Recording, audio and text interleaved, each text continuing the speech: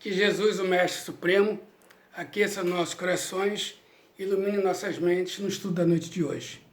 E que os mentores da casa de André Luiz possam nos intuir da melhor forma possível no conteúdo que estamos encarregados de passar.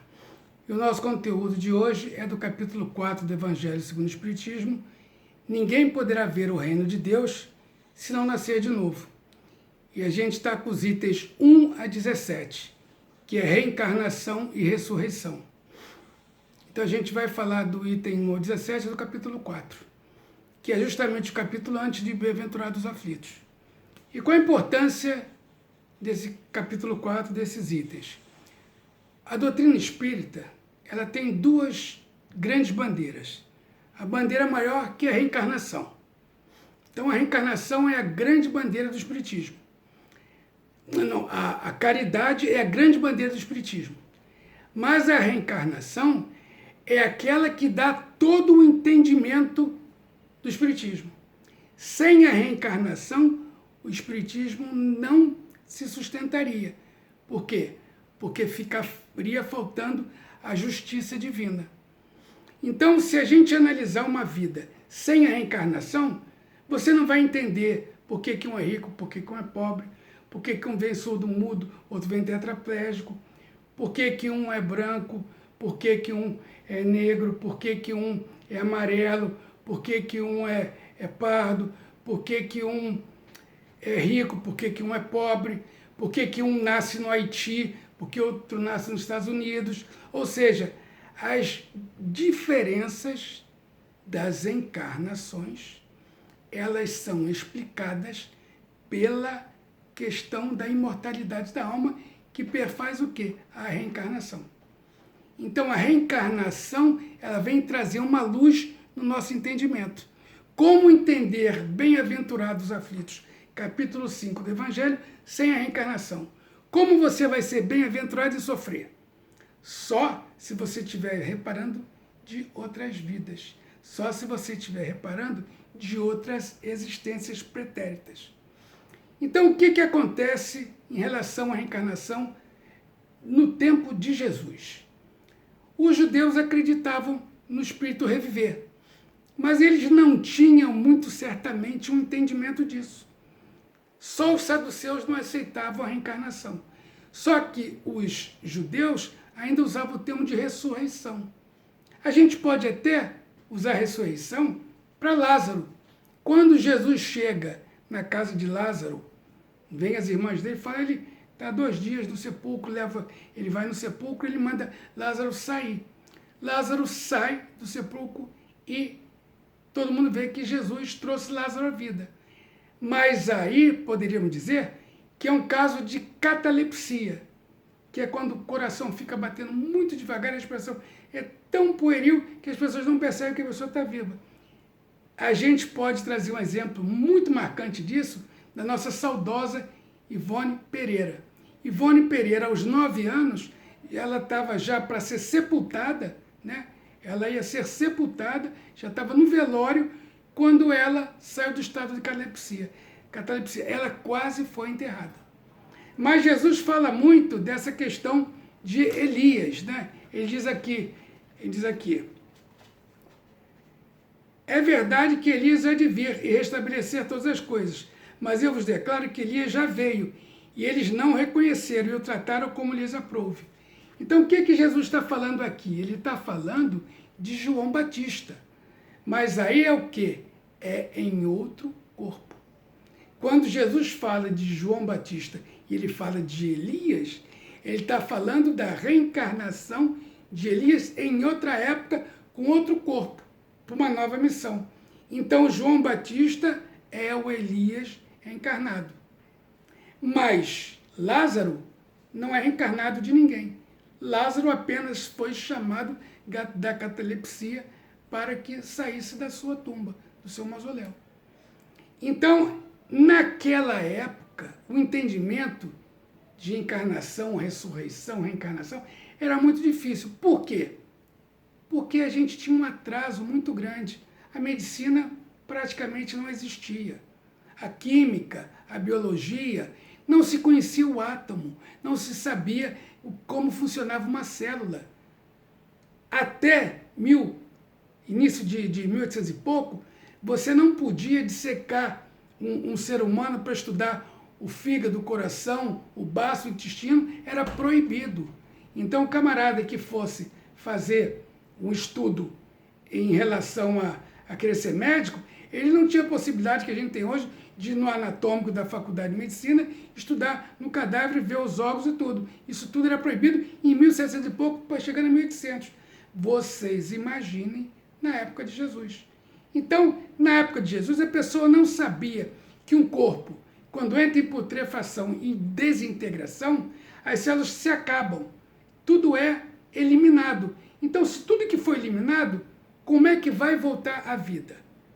O que volta à vida é o espírito que é imortal em novo corpo para uma nova missão, para uma nova vida em que ele vai o quê? Em que ele vai se refazer dos erros do pretérito, em que ele vai reparar, em que ele vai progredir, em que vai evoluir. Então, esse entendimento dessa maneira, o Espiritismo é que foi trazer, resgatando várias religiões, então, que, por exemplo, o budismo acreditava, embora tenha coisas da metempsicose e tal. Então, a gente vai vendo que a reencarnação está no Antigo Testamento, né, voltar à vida, e de diversas formas isso é muito propalado pelos povos antigos. Mas o Espiritismo vem detalhar e esmiuçar isso, contextualizar. Então a gente traz aqui para vocês algumas coisas, porque sendo a reencarnação tão importante, é importante a gente trabalhar bem esse conteúdo, esse tema. Então a gente vai trazer um resuminho, né, do capítulo 17, e a gente vai procurar abordar a reencarnação de uma forma dinâmica e resumida. Então, a reencarnação é uma lei da natureza que consiste no retorno do espírito à vida corpórea, tantas vezes quantas necessária, num corpo diferente do que lhe serviu de abrigo na vida anterior. Renascer ou nascer de novo é um dos princípios fundamentais da doutrina espírita e veio facilitar o entendimento de uma grande parte dos ensinos de Jesus que permanecia velada até então. A reencarnação proporciona ao homem o progresso intelectual e moral em suas incontáveis experiências terrenas. Porque seria impossível, numa única existência terrena, a pessoa abarcar tudo em relação ao bem e desfazer de tudo o mal que possui. Então, numa única encarnação, você não consegue dar um salto quântico de você ficar espírito puro. Isso não dá. Então você precisa de várias experiências para você ir progredindo. E esse progresso não é igual, é como um rally. No rally você tem os carros saindo, às vezes até em horários diferentes, porque conta pelo tempo. E você afere no final quem levou menos tempo para percorrer aquele percurso cheio de acidentes. Assim são as encarnações.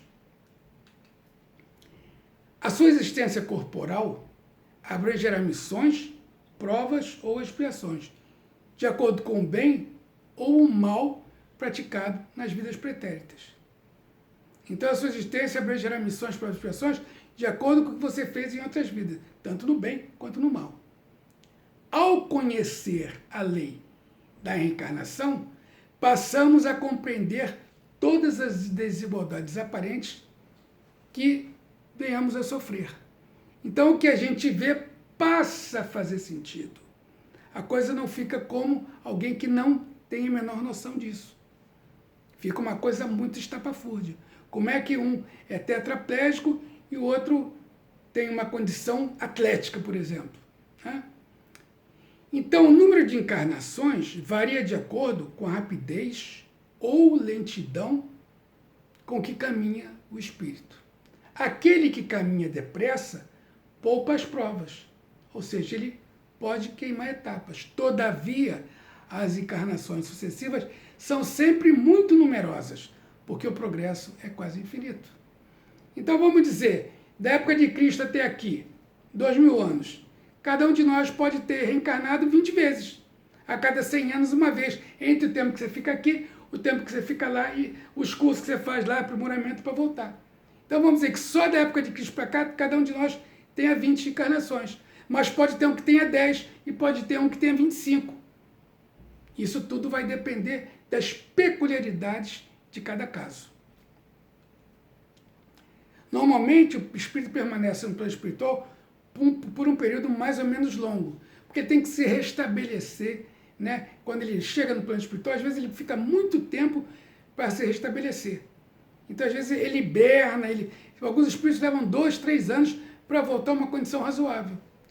Então, de acordo com o seu estado evolutivo e suas necessidades reencarnatórias, é claro. No entanto, pode haver reencarnações imediatamente após o desencarne. Não são frequentes, mas pode haver.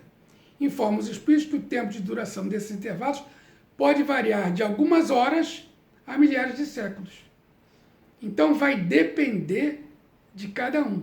Mas nas reencarnações compulsórias, a gente vai falar mais à frente, às vezes o espírito está tão mal que não adianta ele ficar no plano espiritual. Então é melhor ele reencarnar logo, para já ir dando a aprimorada que é necessária. Porque ele está tão mal que se ele ficar do outro lado, não vai ter ganho nenhum, pelo contrário, ele vai causar só transtorno. E lembrando, cada qual renasce nem sempre onde merece, mas onde os fatores, as condições são mais propícias ao seu progresso. Então, às vezes, você quer vir de uma maneira, de uma condição, numa família, num país, mas não é o melhor para você. Então, você tem que refazer aquele plano. A espiritualidade te faz um plano mais compatível com a sua necessidade. Então, a reencarnação pode ser voluntária. Você está sabendo, você às vezes tem até mérito para participar do planejamento dela, ou compulsória, aquele indivíduo que está tão dementado, está tão complicado, que ele não tem condição nenhuma de escolher. Fazem as escolhas por ele e o planejamento por ele. Então, muitas dessas almas desorientadas, por fim, se entediam do mal e procuram a regeneração por si mesmas. Outras, porém, recalcitrantes e inconformadas, são docemente constrangidas ao retorno à batalha, para se desvencilharem da prostração a que se recolheram. A experiência no corpo de carne, em posição difícil, é semelhante a um choque de longa duração, em que a alma é convidada a restabelecer-se. Então, a reencarnação pode ser voluntária e pode ser compulsória. Na voluntária, você pode ou não participar do planejamento, de acordo com a sua evolução maior ou menor. Na compulsória, você não tem condição nenhuma, você não... Tanto não tem condição que você nem sabe o que é o planejamento. Planejam por você. Você volta de maneira rápida, por quê? Porque você não vai ter benefício nenhum e fica no plano espiritual. De tão dementado, tão complicada que está a sua situação. E os dons intelectuais e morais, as tendências boas ou más, não são hereditárias, e sim aquisições do próprio espírito. Todavia, a semelhança, as tendências, os dons entre membros de uma mesma família traduzem a afinidade ou as afinidades espirituais. Então, muitas vezes, uma família você tem um que destoa totalmente, mas tem uns três que são muito parecidos. Então, esses dons, essas tendências traduzem a afinidade espiritual que os espíritos têm. Né? Então, a gente, tentando fazer um resuminho mais compatível da gente entender, a gente vai trazer aqui algumas perguntas que vão ajudar a destrinchar melhor para a gente a questão da reencarnação. Então, desse capítulo 4, dos itens 1 a 17, a gente traz o seguinte: é possível concluir, através dessas passagens evangélicas, que os judeus conheciam a reencarnação? Inegavelmente. As ideias que tanto os discípulos como outras pessoas faziam em torno de quem seria o Cristo, imaginando-o como João Batista, como Elias ou algum dos profetas, nos levam a concluir que os judeus acreditavam na reencarnação. Então, a ideia da reencarnação não surgiu com o Espiritismo, nem contraria os princípios do cristianismo. Os judeus já tinham noção desse fenômeno à exceção dos saduceus. E o próprio Cristo a ele se referiu, mostrando que o espírito renasce em outros corpos, que tem outras vidas e que se aprimora com essas outras vidas. E que na lei de ação-reação de causa e efeito, você vai colhendo à frente o que plantou atrás. O que se entende por reencarnação? Então teríamos agora a definição propriamente dita de reencarnação. O que se entende por reencarnação? Reencarnação é a volta do espírito à vida corpórea, mas em outro corpo especialmente formado para ele e que nada tem em comum com o corpo antigo, ou seja, da última vida. Então é um corpo novo para um novo aprendizado, para um aperfeiçoamento, para a evolução, para o progresso. Então a reencarnação dos espíritos é a princípio conhecido por civilizações antigas, embora sob diferentes nomes. O Espiritismo passou a usar esse termo reencarnação para evitar dúvidas e definir com precisão o fenômeno. Então o Espiritismo veio o quê? Meio que organizar, contextualizar. E na obra de André Luiz, a gente tem muitas coisas contextualizadas derivadas da doutrina espírita. Então, quem ainda não conhece a obra de André Luiz, cujo primeiro volume é Nosso Lar, deve ler, porque ali a gente tem muitas coisas, inclusive do reencarne, né? da questão do sujeito ter que conhecer os pais que vai ter na nova vida, de fazer acerto para poder retornar, de eliminar diferenças para a reencarnação, diferenças entre espíritos, até então. Tudo isso a gente vê na obra de André Luiz. E qual a finalidade da reencarnação do espírito? Qual a finalidade da reencarnação do espírito?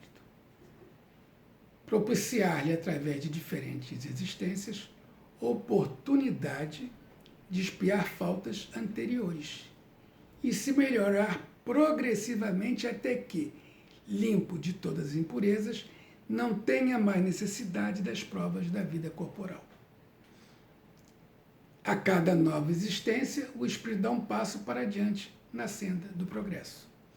Aqui vale a pena a gente lembrar que Bezerra de Menezes, ao desencarnar, ele foi informado de que ele, como espírito completista, não tinha mais necessidade de encarnar no orbe terrestre e que podia alçar a orbes mais evoluídos.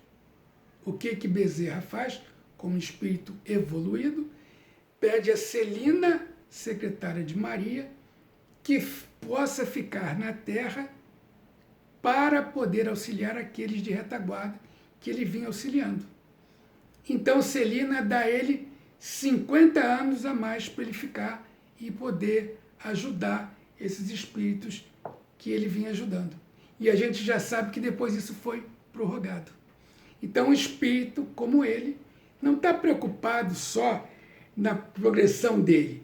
Ele quer ajudar aqueles que estão na retaguarda. Então a gente falando aqui de expiação, porque a expiação tem tudo a ver com a reencarnação, né? Então, o sujeito reencarna para passar por provas e expiações. As expiações são os casos mais graves. E aí a gente vai buscar no Código Penal da Vida Futura, que é no Céu e Inferno, lá pela página 90, a gente vai buscar o item 9. Toda falta cometida, todo mal realizado, é uma dívida contraída que deverá ser paga. Se não for numa existência, vai ser em outra ou nas seguintes. Então, se não for paga numa existência, vai ser em outra ou nas seguintes, mas vai ser paga. E aí o item 10. O espírito sofre, quer no mundo corporal, quer no espiritual, a consequência das suas imperfeições. As misérias, as vicissitudes padecidas na vida corpórea são oriundas das nossas imperfeições. São expiações de faltas cometidas na presente ou em precedentes existências.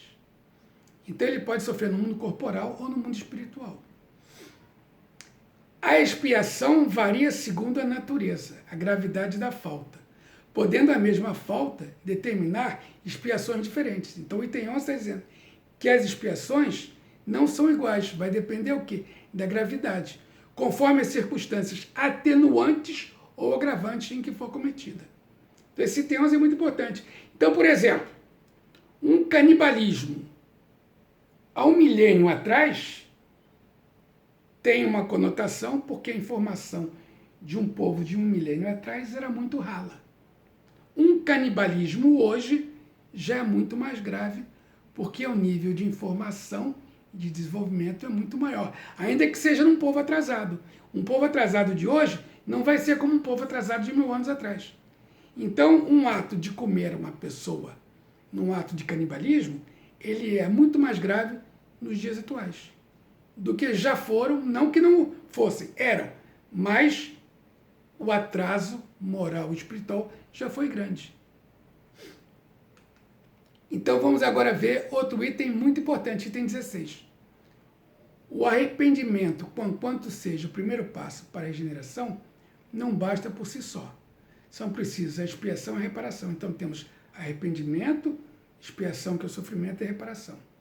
Arrependimento, expiação e reparação constituem, portanto, as 3 condições necessárias para apagar os traços de uma falta e suas consequências.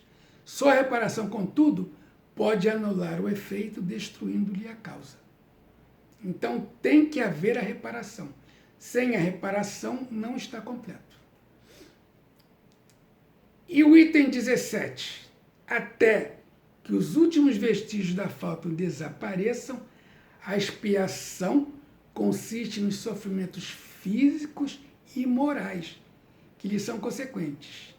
Agora veja bem, seja na vida atual, seja na vida espiritual após a morte, ou ainda em nova existência corporal. O que a gente lembra aqui? Aquele caso do Chico Xavier, grande cabeça. O advogado muito inteligente que ganhava todas as causas, mas advogava para as pessoas que eram fora da lei. Então vencia a causa, ele era muito bom, muito ardiloso, conhecia muito o Código Penal, conseguia brechas para livrar as pessoas. Então ele defendia as pessoas que faziam coisas erradas com muita propriedade. Só que a mãe dele vivia dizendo para ele: não faça isso, meu filho, defenda os mais humildes, não te vejo fazendo a caridade, não te vejo auxiliando os desfavorecidos. Ele dizia: mãe, eu não posso fazer isso, eu tenho que manter o meu padrão, eu tenho que estudar muito para manter o meu padrão. E até que a mãe dele morre, ele continua naquela coisa ensandecida, e quando ele desencarna, o que acontece quando ele chega no plano espiritual? Ele está com aquela cabeça enorme, inchada, fruto de todos os desenganos que havia cometido, e fica se arrastando no mundo espiritual com aquela cabeça enorme. A mãe dele, muito preocupada, consegue falar com o benfeitor espiritual, e fruto dos méritos granjeados por uma vida muito correta que ela teve, ela possuía méritos, o espírito fala para ela: olha, o benfeitor, o seu filho, para refazer o perispírito das maldades que praticou, vai ter que, só tem uma maneira, ele reencarnar com hidrocefalia para poder começar a reparar o perispírito. Dali a alguns anos é visto um carrinho com uma criança com uma cabeça enorme na rua, que era o grande cabeça reencarnado com hidrocefalia.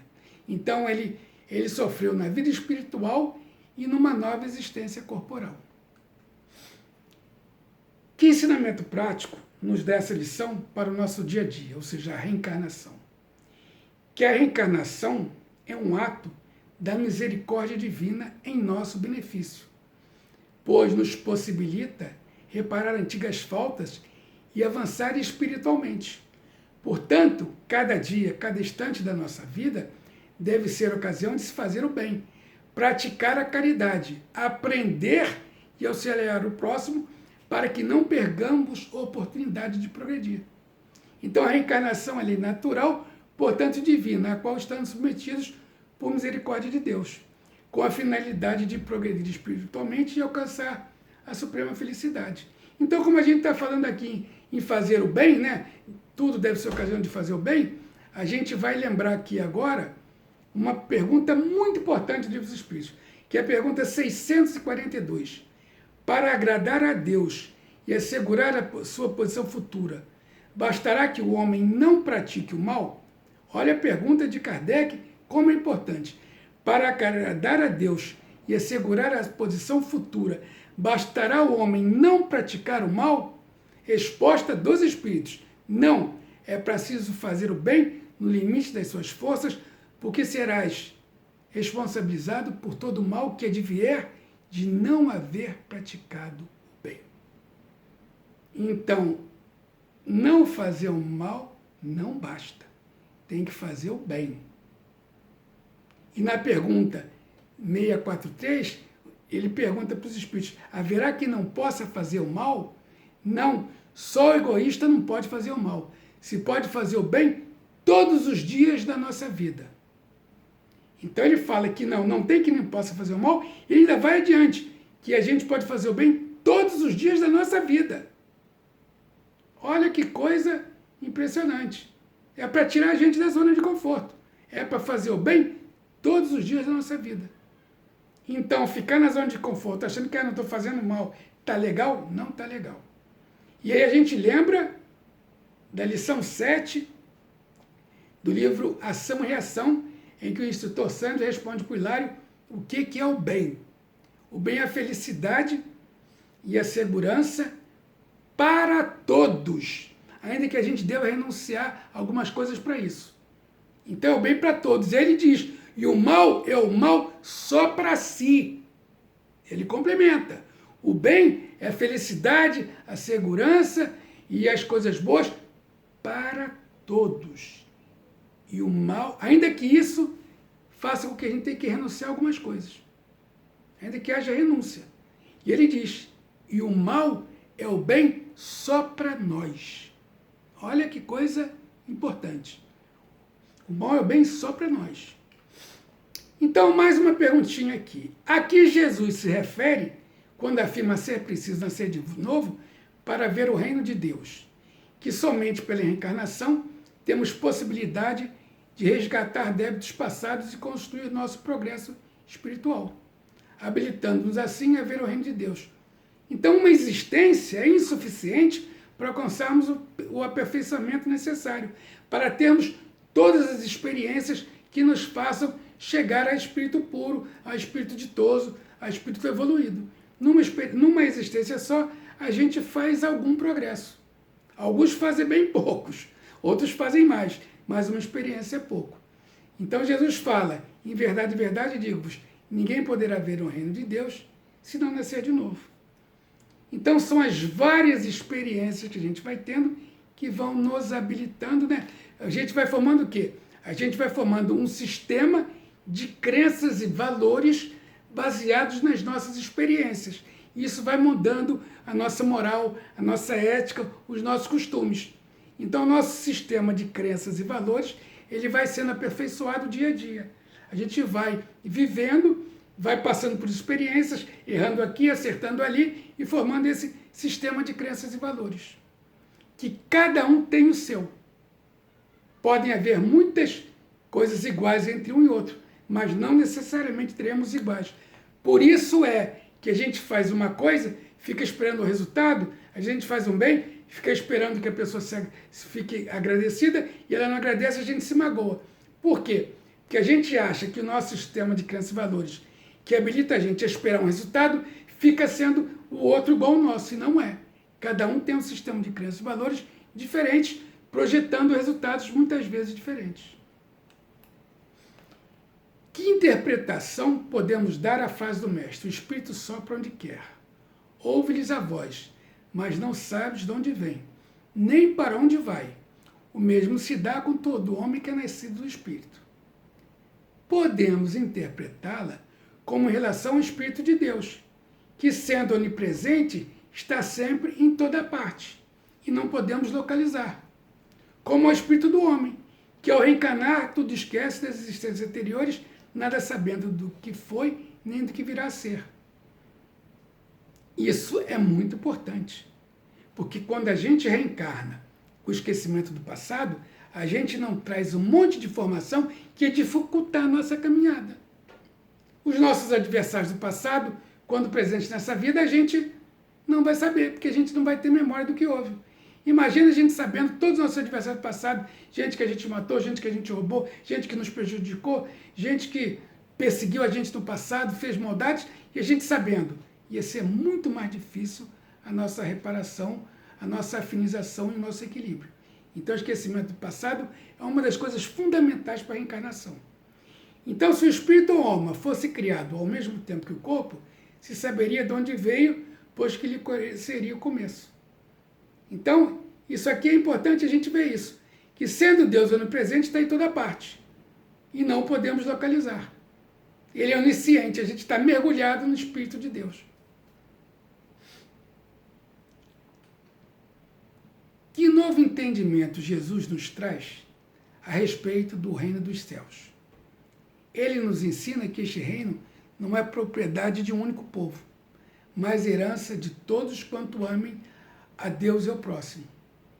Ele estabelece uma nova lei, segundo a qual se obtém o céu pela caridade e brandura, não pela violência. Então Jesus é um marco na história da humanidade na Terra, que estabelece uma nova compreensão do reino dos céus, um novo paradigma e uma nova forma de convivência entre os homens baseada no amor. Por isso que no Sermão da Montanha, o que ele fala? Os mansos herdarão a terra. Quem são os mansos? Os brandos, os misericordiosos, os humildes, os pacíficos, todos aqueles que pensam em fazer o bem e que não prejudicam as pessoas. O que acontece com quem faz o bem, com quem está do lado de fazer o que é o dever e tentar seguir o Evangelho de Jesus?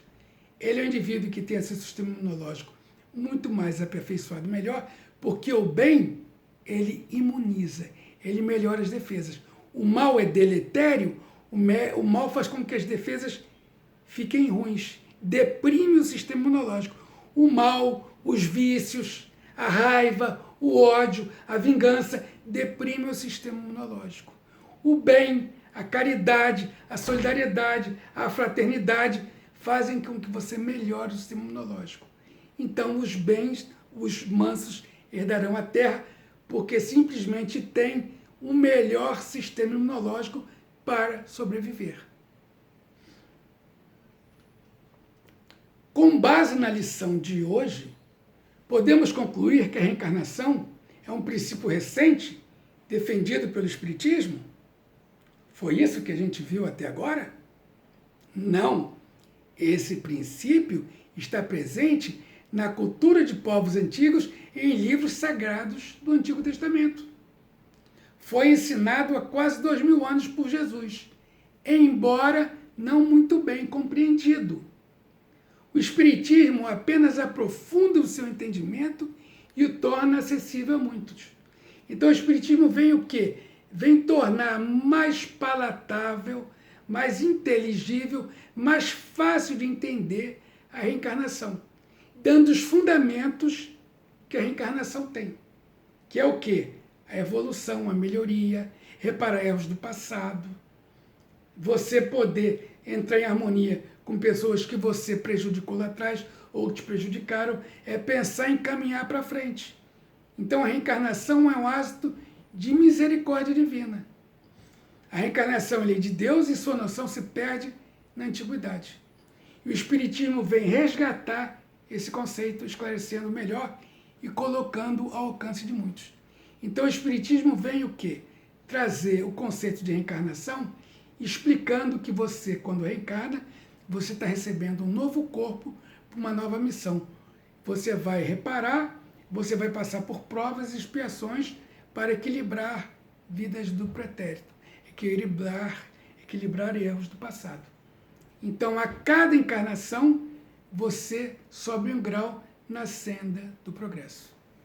Então é isso por hoje, meus irmãos. Muita paz.